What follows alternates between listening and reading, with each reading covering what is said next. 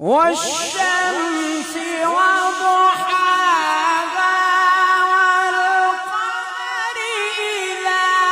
تلاها والنهار إذا جلاها والليل إذا يغشاها